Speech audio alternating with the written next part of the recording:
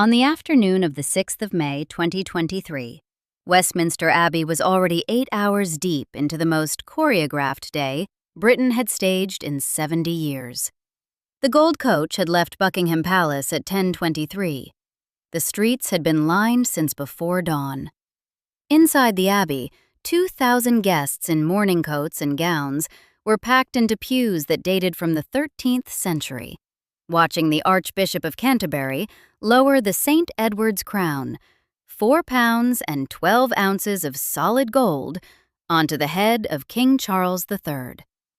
Somewhere in the middle of that congregation, behind the working members of the royal family, behind the foreign heads of state, behind the rows of military chiefs and senior clergy, a tall, dark-haired man in his late 20s was sitting between his parents. He wore a well-cut morning coat. At his breast were 4 small medals, their ribbons catching the light from the Abbey windows: red, blue, white. The small, precise weight of commemorative silver. The press photographers outside had been working since 5 o'clock. By mid-morning, they had catalogued nearly every guest. By lunchtime, captions were circulating that identified the man with the medals as a young military officer. The medals were the tell, the logic ran, service ribbons, something earned. They had it wrong by half. His name was Samuel David Benedict Chatto. He was 26 years old. His mother is Lady Sarah Chatto, the only daughter of Princess Margaret. His father, Daniel, is a painter and former actor. Sam earns his living as a working ceramicist, throwing pots in a studio in Sussex, firing them in wood kilns, shipping them to galleries in London, Oslo, and Kyoto. The 4 medals on his coat weren't awarded for service. His own father holds the same 4, listed on the public record. Every member of the royal household who was present in the relevant years received them. They are commemorative. They are family. They aren't military. The audience watching the coverage on YouTube understood this before most of the commentary did. A comment on the list's video, which gathered 20 likes, put it in clean, factual terms. Sam Chatto's medals aren't military. They are medals commemorating significant milestones in the life of Queen Elizabeth, as well as the Coronation Medal of King Charles. A few rows away from where Sam was sitting, his younger brother, Arthur Robert Nathaniel Chatto, wasn't in the Abbey at all. A Royal Watcher account noted the absence and speculated he might be serving with his Royal Marines unit. The 2 brothers were being discussed as though they were one man, the same man, a man the press had never been properly introduced to. Tonight, both of them, named correctly, with the ceramics and the rowing and the 30-year family architecture that put them here, as civilians, without titles, earning their own livings, and utterly unknown to the people who were supposed to be covering them. Samuel David Benedict Chatto was born on the 28th of July, 1996, in London. He is Princess Margaret's eldest grandchild, older than either of the Linley children, Charles and Margarita Armstrong-Jones. His mother, Lady Sarah, was born in 1964 as the second child of Margaret and Anthony Armstrong-Jones, who was created the first Earl of Snowdon in 1961. His father, Daniel St. George Chatto, was born on the 22nd of April, 1957. Daniel's own background is worth understanding because it shapes everything. He worked as an actor through the 1980s, small but real parts in proper British films. He appears in James Ivory's Quartet in 1981, shot on location in Paris with Maggie Smith and Isabel Adjani. He is in Little Dorrit in 1987, a 6-hour Dickens adaptation. He plays, with some irony, Prince Andrew in Charles and Diana, a royal love story, a 1982 television film before he had the slightest idea that his own life would eventually intersect with the royal family. His father, Tom Chatto, was an actor who became a theatrical agent. His mother, Roz Drinkwater, was an actress. Daniel came from a working London theatrical family, not a grand one, not a titled one, a family that went to work in the morning and earned its living on the stage. He left acting and became a painter. He now teaches the Materials of Drawing course at the Royal Drawing School in London, the same institution his son Samuel later attended. Sam and his younger brother both attended Eton College. The detail is worth holding because it sits in some tension with the ordinary life narrative. Eton is elite, expensive, and royally connected, and the script won't pretend otherwise. But Eton isn't a royal institution. It's a school. And from Eton, Sam went to the University of Edinburgh, where he studied history of art. He graduated in 2018 with an MA. What happened next is the kind of decision that looks obvious only in retrospect. Sam had 3 months working in the commercial art market after graduating. His own later description of it, relayed in press coverage, was that he found himself completely uninspired. He closed that chapter and drove north. In the summer of 2018, he spent 6 weeks at North Shore Pottery in Latheron, on the north coast of Scotland, a stretch of flat grey coastline where the sky sits low over the sea and the clay comes from the ground under your feet. He was learning the fundamentals, how to center clay on a wheel, how to control a wall, how heat transforms wet material into something permanent. The Make, Hauser and Worth catalog describes his practice in precise terms. He studied functional objects inspired by the studio pottery movement, developing his passion for wood firing, digging clay, and making glazes. The language is accurate. Wood firing isn't clean or efficient. It requires days of feeding fuel to a kiln, reading the temperature by color, accepting results you can't fully predict. The process is the point. You don't control a wood-fired vessel so much as negotiate with it. After Latheron, he enrolled at the Royal Drawing School in London in 2019 and completed a program there by 2020. The school's artist profile reads, "Interested in the idea of transformation through process in both ceramics and printmaking, he joined the Royal Drawing School in 2019. He has since developed a highly individualistic practice, where both the subjects of his work and the materials he uses display his deep connection to the landscape around him." His father Daniel teaches there. The overlap isn't discussed in any press profile. It's simply a fact.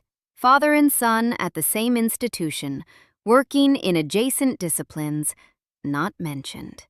In 2023, Sam apprenticed with the Japanese master Yagi Akira, bringing a traditional Japanese approach to ceramic structure into a practice already grounded in Scottish and English studio traditions. The following year, 2024, he completed a residency at Sokyo Gallery in Kyoto, working in a studio outside the city. The year after, his first Scandinavian solo show, titled Tracked Earth, opened at Ram Gallery in Oslo, running from May to June 2025. His exhibition record, compiled from gallery CVs, covers Make, Hauser and Worth in Somerset, the Redfern Gallery in London, Sokyo Gallery in Kyoto, and Ram Gallery in Oslo, which presented his first Scandinavian solo show, titled Tracked Earth, from May to June 2025. His Instagram account, @SamChatto, is entirely professional. Exhibition notices, glaze tests, works in progress. Nothing personal has ever appeared on it. He describes himself on the account as a British artist and maker, currently working in clay to create functional and sculptural wood-fired ceramics from his home and studio in West Sussex. He hasn't given a tabloid interview. There is no quotation on record from him about his family, his position, or his grandmother. Arthur Robert Nathaniel Chatto was born on the 5th of February 1999 in London. He also went to Eton, where he was a member of the Combined Cadet Force, the school's military training program, and where, according to press accounts from 2018, the military direction was already being anticipated. He went to the University of Edinburgh to study geography, arriving as a fresher in September 2017. The tab covered his arrival.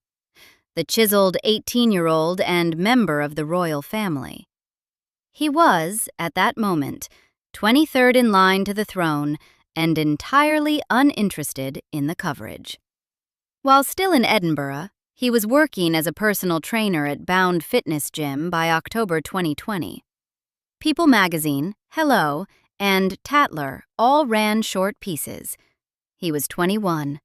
He had an Instagram account, @ArnChatto, with 94,000 followers.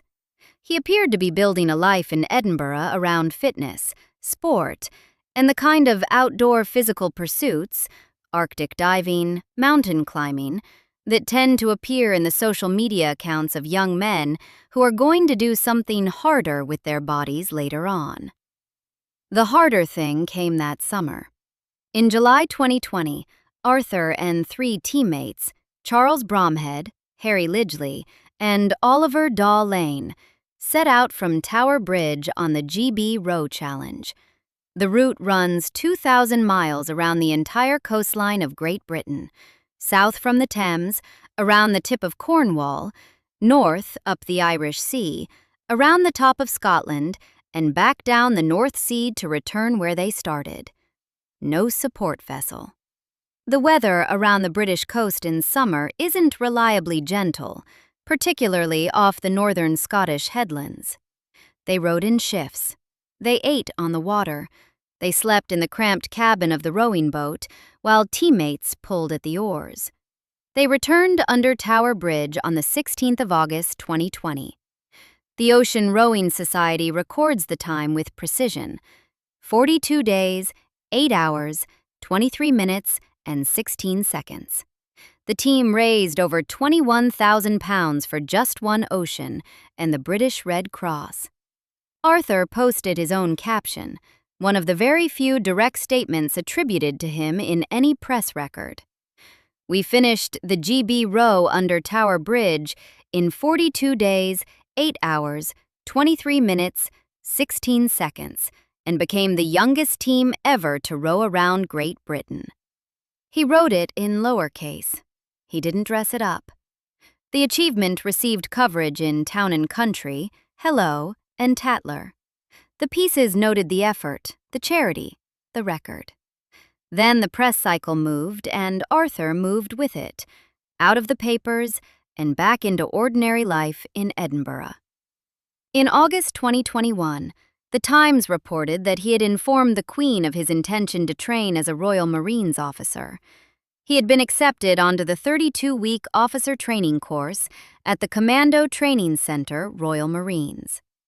Business Insider ran its own piece. The Queen's grandnephew, once dubbed the next Prince Harry, was set to become one of the first royals to join the Marines. On the 8th of December 2022, he took part in the pass-out parade at the Commando Training Center and completed his officer training, receiving the rank of lieutenant. A social media account tracking royal events noted the ceremony with specific detail, including the date and the location. Whether he serves in the regular Royal Marines or the Royal Marines Reserve isn't clearly established in the mainstream press record. What is on the public record: he completed officer training, he holds the rank of lieutenant, and he hasn't discussed any of it publicly. Arthur no longer has a public Instagram account. Back to the medals briefly. The confusion on the 6th of May was structurally predictable. Arthur was the brother with uniformed service. Sam was the one at the coronation. Arthur was absent from the Abbey, reportedly serving with his unit. Sam was present, in a morning coat, wearing 4 commemorative medals that his own father holds on the public record, and that any grandchild of the relevant generation would have been presented. The press, working fast on a crowded morning, conflated service with ceremony and got the brothers mixed. The audience in comment sections corrected the record before the corrections reached the caption writers. That inversion, the people watching more closely than the people covering, is the persistent pattern with these two. The question of how Sam and Arthur arrived at adulthood without royal titles requires a short detour into constitutional mechanics. Under the letters patent issued by King George V in 1917, the style of His or Her Royal Highness is limited, broadly, to children of the sovereign, male line grandchildren of the sovereign, and certain direct successors through the male line.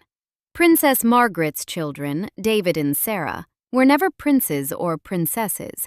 They descend through a daughter of King George VI, not through a son. David became Lord Linley as child of an earl. Sarah became Lady Sarah. The Chatto sons have an untitled father and descend through the female line of a princess. Under the 1917 framework, no title was ever available to them. There was nothing for their parents to decline. No petition was necessary because no petition could have succeeded under existing law. But something was decided all the same, even without a formal application. Lady Sarah Armstrong Jones and Daniel Chatto married on the 14th of July 1994 at St. Stephen Walbrook in the City of London. St. Stephen Walbrook is a wren church in the heart of the financial district. Small, domed, intimate, nothing like the grandeur of a state occasion. The ceremony lasted 30 minutes. Around 200 guests attended. Children weren't invited because the building couldn't hold them. Queen Elizabeth II and the Queen Mother were there. Princess Margaret arrived separately. Diana received the biggest ovation from the crowd outside. The bride didn't arrange a royal carriage. There was no red carpet. The bells didn't ring. The couple left the church without announcement. The car wasn't in position, and they stood on the pavement together and laughed while the driver ran back. The reception was at Clarence House. The dress was Jasper Conran. The honeymoon was in Bombay. The whole affair was described in contemporary accounts as remarkably low-key for a royal wedding, and it set the register for everything that followed. Both sons were given the surname Chatto, not Armstrong-Jones, the courtesy name their mother carried as the daughter of an earl, not Snowdon, the title her brother David inherited when their father died in 2017. Chatto, the name of a working actor's family from London, a name with no heraldic weight and no footprint in the tabloids. Neither boy appears in the court circular, neither holds official royal patronages, neither has ever had a press representative. Lady Sarah does not undertake public royal duties, though she attends major family events, funerals, jubilees, coronations. She was named president of the Royal Ballet School in June 2024, succeeding King Charles III in the role, having previously served as vice president since 2004. Princess Margaret had held the same presidency from 1956. The thread from grandmother to daughter to grandson runs through the Royal Ballet School program notes, not through any official working brief. Daniel teaches at the Royal Drawing School. Sam exhibits in Norway. Arthur completed the pass-out parade. No one has explained the arrangement in a newspaper. No on-record statement from either Sarah or Daniel about how they raised their sons has ever been located. Not a single interview, not a quotation in any profile, not a column inch of explanation to any of the journalists who have, over 3 decades, noticed the pattern and asked around.